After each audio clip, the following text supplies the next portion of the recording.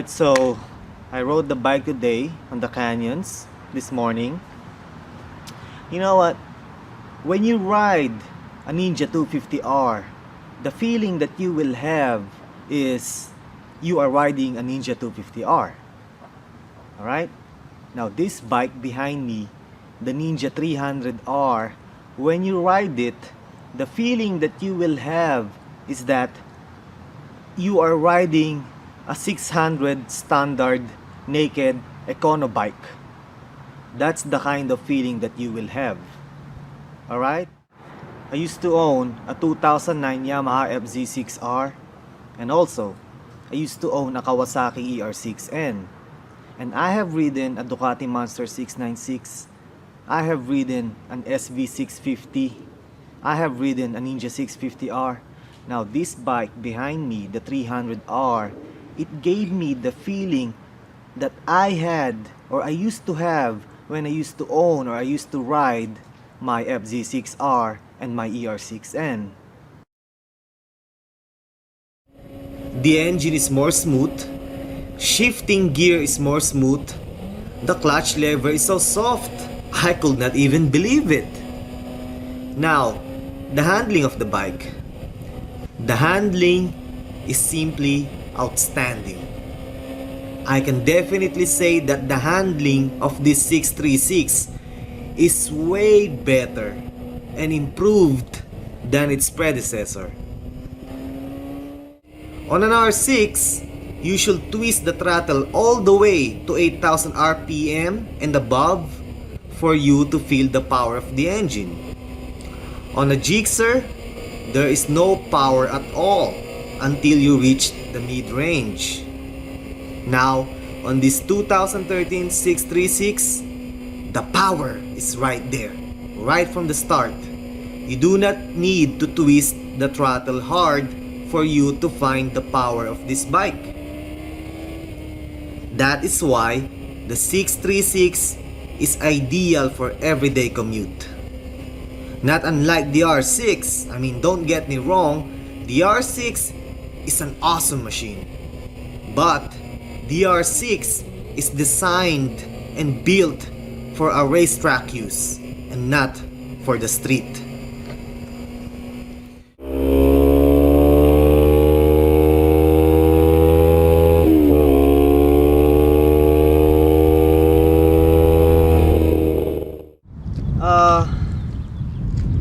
I remember the day when I bought my 2009 Kawasaki Ninja 250R. The paint scheme was metallic black, and I had fun with that bike. But you know what, to be honest, after 3 weeks of riding the bike, I got bored, and I sold it ASAP. And the person who bought me the bike was an African American female motorcycle rider, and now she rides a Gixxer 1000. I sold the bike because I got bored. This bike is boring to ride on the street, really. To ride this bike on a straight line on the street and on the freeway, I don't know, it's not for me. I would rather ride the Ninja 650R. This bike is really fun to ride on the canyons, especially if you are going to hit a tight canyon road in Malibu. Let's say you will hit Payuma, the Snake, Latigo, Decker Canyon Road. Those roads are tight. The Ninja 250R is very fun to ride on the canyons, especially on a tight road. But as a commuter bike, you know what? Get a Ninja 650R, because this bike is boring to ride on the street, really. To ride this bike on a straight line on the street and on the freeway, I don't know, it's not for me. I would rather ride the Ninja 650R.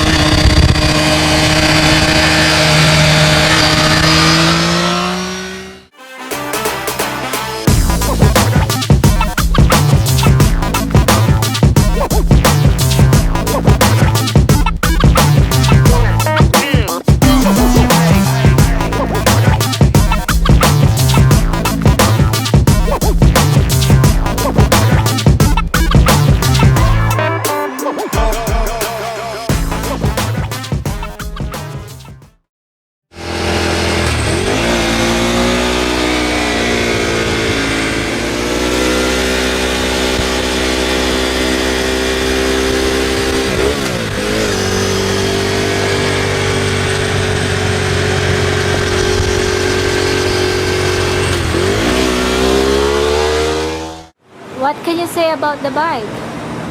Well, you know what? Before, in the old days, I used to hate those clanking sound, those Ducati dry clutch clanking sound. But when I had a chance to ride one, riding a Ducati Superbike is uncomparable to riding a Japanese bike.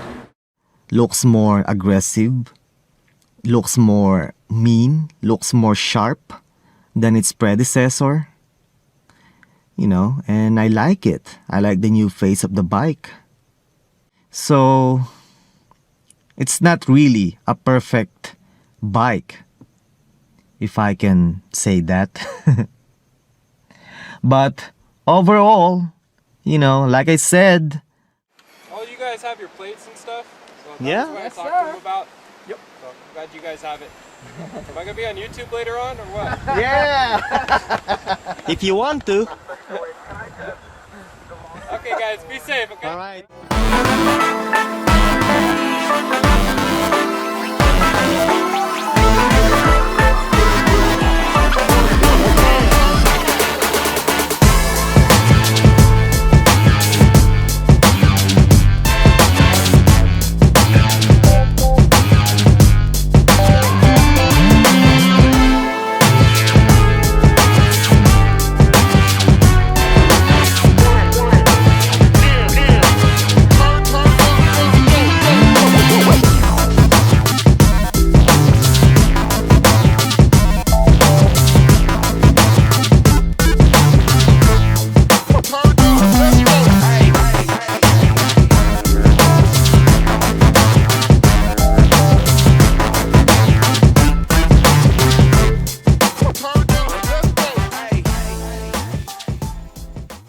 So if you're looking for a commuter bike, get a 600cc motorcycle like the Ninja 650R or Suzuki Gladius or Yamaha FZ6R. But don't get me wrong, like I said, this bike, the Ninja 250R, is very, very fun to ride on the canyons, especially on tight roads. It's very light, it's very nimble, it's very clickable.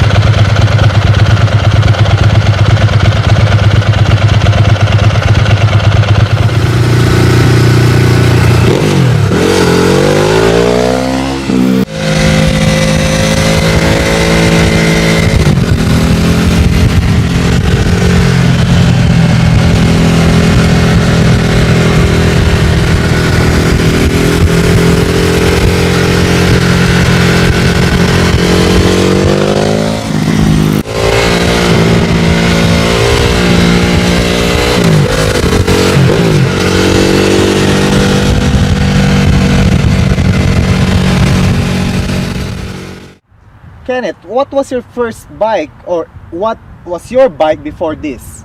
It was a Kawasaki ER6N. It's Oh, the ER6N, Mhm. 2009? Yeah, the 2009, model. I had the same bike, folks. Yeah. 2009 Kawasaki ER6N naked bike. So what made you decide to go to this model?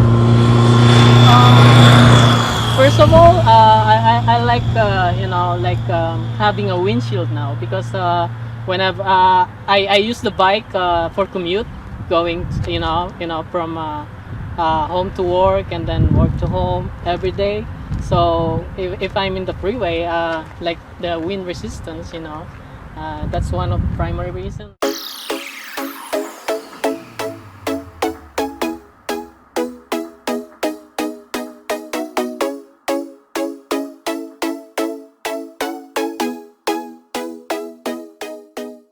This bike is built for fun.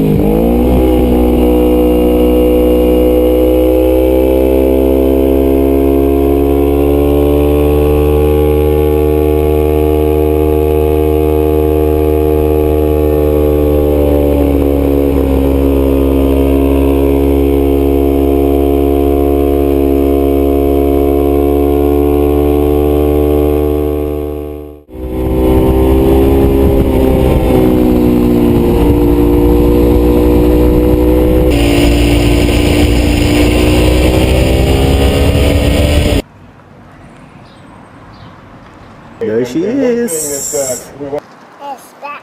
Black, huh? Very good.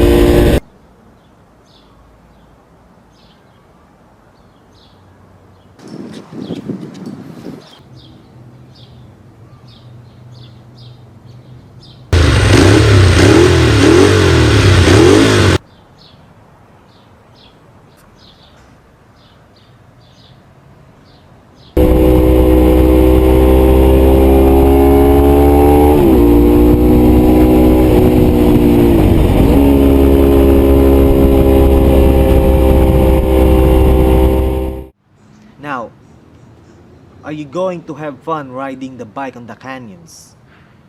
110% you will have fun riding a Kawasaki Ninja 300R on the canyons. That's definitely for sure. Alright? But before you ride the bike on the canyons, before you reap the canyons using the Kawasaki Ninja 300R, you might wanna consider changing the tires. Because the stock tires they put on Kawasaki Ninja 300R here in the US are piece of garbage. The compound of the tires is really freaking hard. No good at all. And also, another important thing is the braking system of the bike.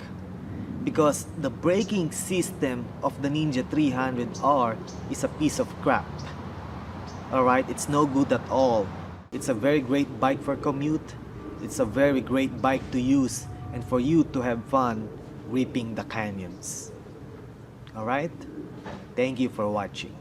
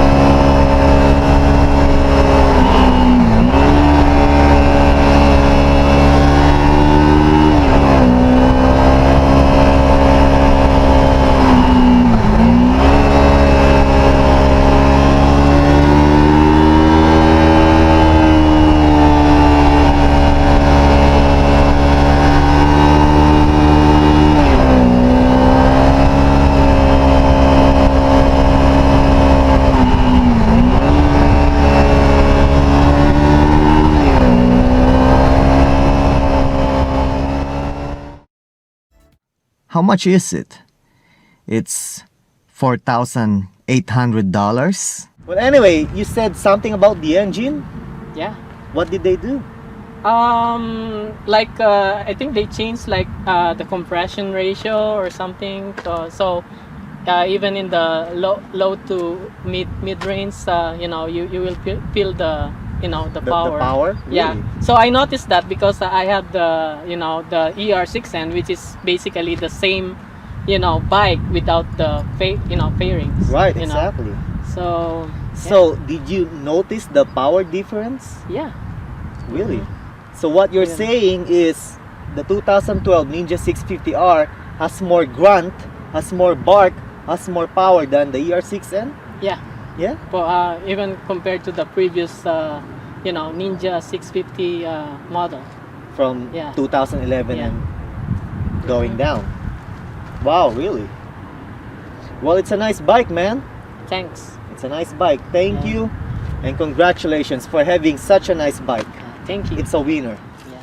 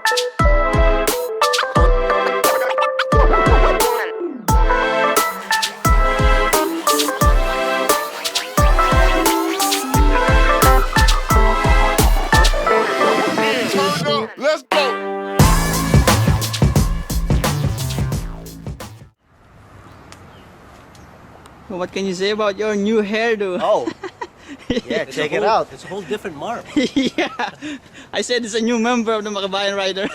No, it's me, the old member. One of the oldest members. Check out my hair. That's not a mohawk. That's called. That's a different name for that. Oh, really? Yeah, What is it called? I forgot. I was trying to, you know. Well, it's hot. It's getting hot. Summertime is around the corner, so I thought to cut my hair. I used to have a long hair like Ricky does. But it's time to cut the hair. Getting hot. Oh, it'll grow out. Yeah, well. Just a few months, it'll go back. Yeah, it was.